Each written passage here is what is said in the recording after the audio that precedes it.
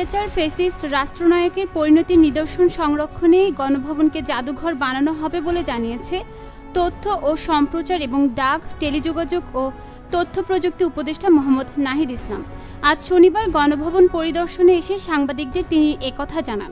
এর আগে গণভবন পরিদর্শন করেন তথ্য ও সম্প্রচার উপদেষ্টা নাহিদ ইসলাম। এই সময় তার সঙ্গে ছিলেন যুব ও ক্রীড়া উপদেষ্টা আসিফ মাহমুদ সজীব ভুঁইয়া। চট্টগ্রামের সীতাকুণ্ড উপজেলায় জাহাজ ভাঙা কারখানায় বিস্ফোরণে 12 জন শ্রমিক দগ্ধ হয়েছে। আজ শনিবার সকাল 11:30টার দিকে শীতলপুর তেঁতুলতলা এলাকায় এসএন কর্পোরেশন নামের ইয়ার্ডে এই দুর্ঘটনা ঘটে। আহত ব্যক্তিদের মধ্যে 12 জনকে চট্টগ্রাম মেডিকেল কলেজ হাসপাতালে ভর্তি করা হয়েছে। পরে এদের মধ্যে 8 জনকে ঢাকায় পাঠানো হয়েছে। চট্টগ্রাম মেডিকেল কলেজের বার্ন ও প্লাস্টিক সার্জারি বিভাগের প্রধান সহযোগী অধ্যাপক মোহাম্মদ রফিক উদ্দিন বলেন, 3 জন ছাড়া বাকিদের অবস্থা আশঙ্কাজনক। তাদের সবার শ্বাসনালী পুড়ে গেছে।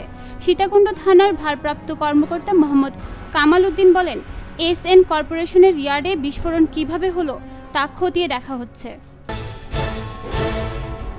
বৈষম্য বিরোধী ছাত্র আন্দোলনে সংহতি প্রকাশ করে সংযুক্ত আরব আমিরাতে বিক্ষোভ করায় সাজাপ্রাপ্ত কাট।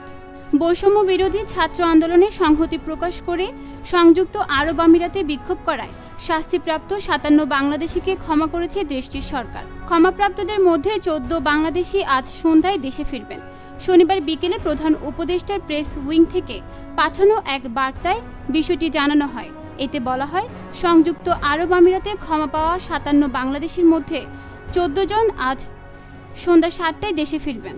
বাংলাদেশিদের বহনকারী ফ্লাইটটি সন্ধ্যা 7টায় প্রথমে শাহজালাল আন্তর্জাতিক বিমানবন্দরে অবতরণ করবেন। পরে একই ফ্লাইট রাত 10টায় চট্টগ্রামের শাহ আমানত আন্তর্জাতিক বিমানবন্দরে অবতরণ করবে।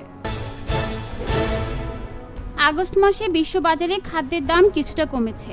এ নিয়ে টানা 2 মাসে বিশ্ববাজারে খাদ্যের দাম কমল। গত মাসে চিনি, মাংস ও শস্যের দাম কমলেও দুগ্ধজাত পণ্য ও উদ্ভিজ্জ তেলের দাম বেড়েছে। রয়টার্স জানিয়েছে, জাতিসংঘের খাদ্য ও কৃষি বিভাগের মাসিক প্রতিবেদনে এসব তথ্য উঠে এসেছে। সূচকে দেখা যায়, চলতি বছরের ফেব্রুয়ারি থেকে জুন পর্যন্ত টানা 5 মাস বিশ্ববাজারে খাদ্যের দাম বেড়েছিল।